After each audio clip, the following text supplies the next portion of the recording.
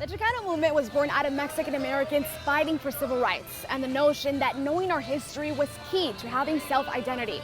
But that also required Mexican American history to be taught in schools and to be explored in mainstream media, which was not the case.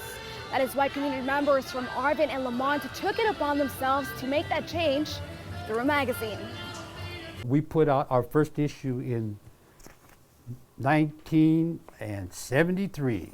El Mensaje, or The Message, is what they called it. A unique newspaper at the time, by the community, for the community. Gabriel Patino, along with his brother Ernesto Patino and several of the other founders, had no journalism experience, but knew they were going to have to figure it out if they wanted to see their community represented. It was basically stuff that wasn't covered, again, in local media, because we didn't really exist back then, 50 years ago.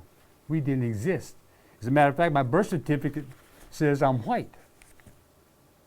You know, we didn't exist. Knowing he wasn't white, but also not having been born in Mexico, that sense of self-identity was not clear. And he must have not been the only one feeling this way, because Patino says at the time, the term Chicanismo, which identifies people of Mexican descent born in the United States, had been gaining traction. That term was life-changing and gave them the vocabulary to put into words how they felt about embracing their Mexican indigenous roots. You talk about Chicano this, Chicano that. I said, what is that? You know, and he explained everything to me. And I'm going, ole pues, loco, you know, we're going to do this, you know, so. And you can see it all over their newspaper and later magazine, with indigenous representation, stories like Chicanos run for office. Even the advertisements served a greater purpose, like this one about an indigenous name's bookstore coming to Kern County. The light bulb for the project went off from the conversations Patino had with his older brother, Joaquin Patino, who was attending Fresno State at the same time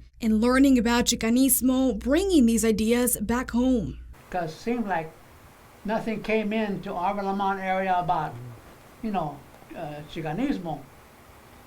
So that really was helpful. We had a lot of discussions.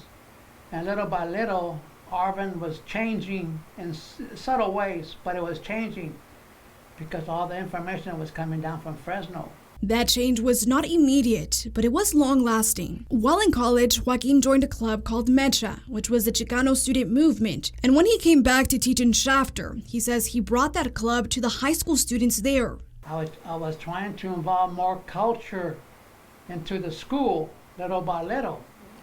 Also activities for them to do, having to do with our culture. At the same time, educational, of going to college.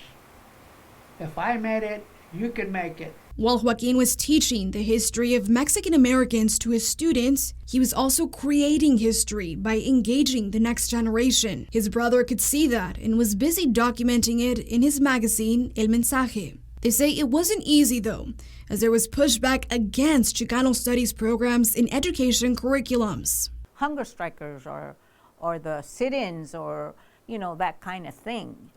And so, you know, it was really hard for us at that time. Eva Patino, Joaquin's wife, became involved with the advocacy of Chicano studies and ethnic studies. It was around the same time the Delano grape strike and boycott with Cesar Chavez and Dolores Huerta was beginning to brew right in their own backyard. We met Cesar, we would always see him, we would, wherever he was, we were.